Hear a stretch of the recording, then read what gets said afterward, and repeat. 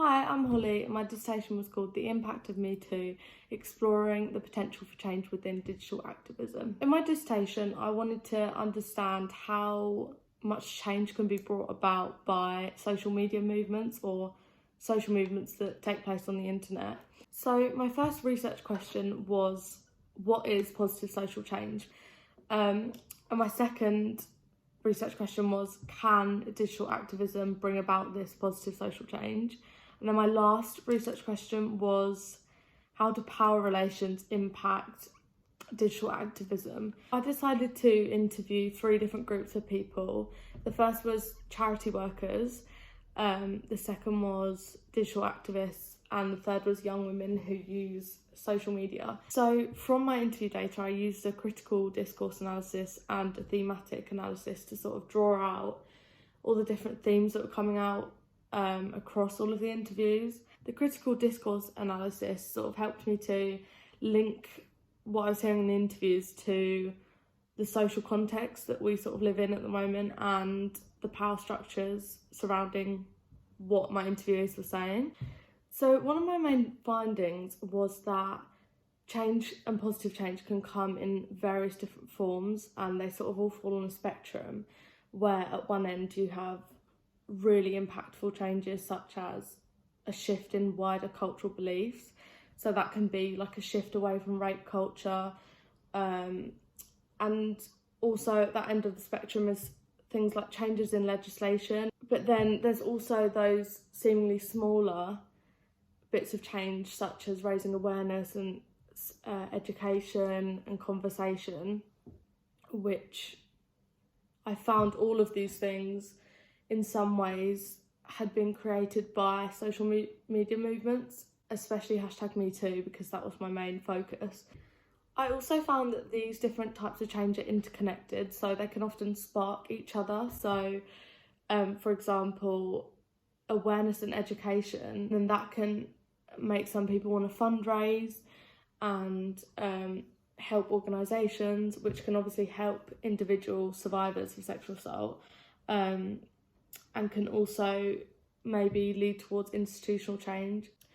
But one key thing that I found was that even these seemingly smaller forms of change are very valuable in themselves, and that a lot of what social media movements have the potential to do is help individuals going through a certain issue such as sexual assault, or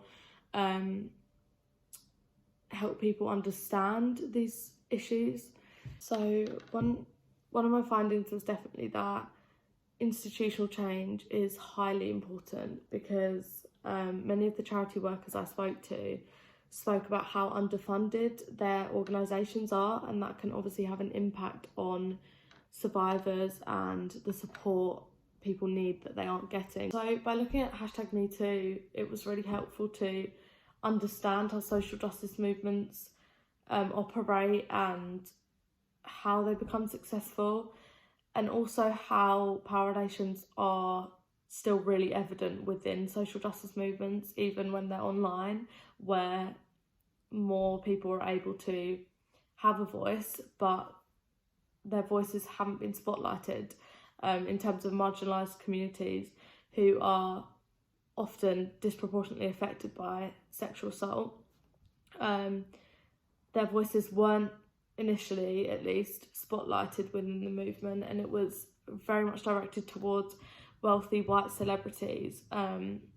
So the #MeToo movement really does reflect the existence of power structures within the online space. Another finding was that whilst social justice movements can create a lot of positive change, they also have some quite prominent limitations and risks. So one of these limitations, which I've spoken about, is that power structures do still exist within online spaces, so they impact social justice movements.